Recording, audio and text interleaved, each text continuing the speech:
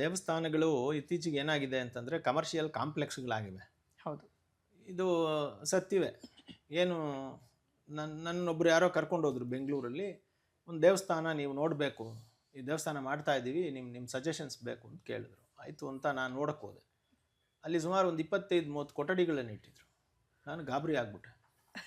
25-30 ಕೊಠಡಿ ಏನಪ್ಪ ಅಂತ. ಇಲ್ಲ, ಈಗ ವಾರಕ್ಕೆ ಸರಿಯಾಗಿ ಎಲ್ಲ ದೇವರುಗಳನ್ನು ಇಟ್ಟಿದ್ದೀವಿ ಅಂತ. ಸೊ ಹಾಗಿದ್ರೆ ಏನು ಅಂತ ಕೇಳಿದೆ. ಮಧ್ಯದಲ್ಲಿ ವೆಂಕಟೇಶ್ವರ ಸ್ವಾಮಿ, ಈ ಕಡೆ ಪಕ್ಕದಲ್ಲಿ ಸದಾಶಿವ, ಈ ಕಡೆ ಪಕ್ಕದಲ್ಲಿ ವಾಸವಿ ಅಮ್ಮನವರು, ಆ ಕಡೆ ಪಕ್ಕದಲ್ಲಿ ಸಾಯಿಬಾಬಾ, ಆ ಕಡೆ ಪಕ್ಕದಲ್ಲಿ ಹನುಮಾನ್, ಈ ಕಡೆ ರಾಮ, ಆ ಕಡೆ ಕೃಷ್ಣ, ಈ ಕಡೆ ಶನಿದೇವರು. ಸೊ ಎಲ್ಲರೂ ಬಂದ್ಬಿಟ್ಟಿದ್ದಾರೆ. ಸೊ ನಾನು ಆವಾಗ ಹೇಳಿದೆ, ಇದು ಏನು ಅಂತ. ಇಲ್ಲ, ಇದು ದೇವಸ್ಥಾನಗಳಲ್ಲಿ ಇದೆಲ್ಲ ಇದ್ದರೆ ಎಲ್ಲ ಜನ ಬರೋಕ್ಕೆ ಅನುಕೂಲ ಆಗುತ್ತೆ, ಎಲ್ಲರೂ ಬರ್ತಾರೆ. ಆದರೆ ದೇವಸ್ಥಾನಗಳಲ್ಲಿ ಆಗಮಶಾಸ್ತ್ರದಲ್ಲಿ ಈ ಕಾನ್ಸೆಪ್ಟ್ ಇಲ್ಲ. ಆಗಮಶಾಸ್ತ್ರದಲ್ಲಿ ಒಂದು ದೇವಸ್ಥಾನ ಅಂದರೆ ಅದು ಒಂದು ದೇಹ. ದೇಹೋ ದೇವಾಲಯ ಪ್ರೋಕ್ತಃ ಅಂತ ಬರ್ತದೆ.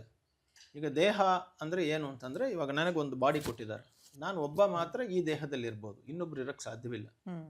ಹಾಗೆಯೇ ಒಂದು ದೇವಾಲಯ ಅಂತಂದರೆ ಒಂದು ದೇವರಿಗಾಗಿ ಕಟ್ಟಿದ ಒಂದು ದೇಹ, ಅದರೊಳಗಡೆ ಇರೋ ಆತ್ಮವೇ ಪರಮಾತ್ಮ. ಇವಾಗ ನಾವಿದ್ದೀವಿ, ನಮ್ಮೊಳಗಡೆ ನಮ್ಮ ಜೀವ ಆತ್ಮ ಇದೆ.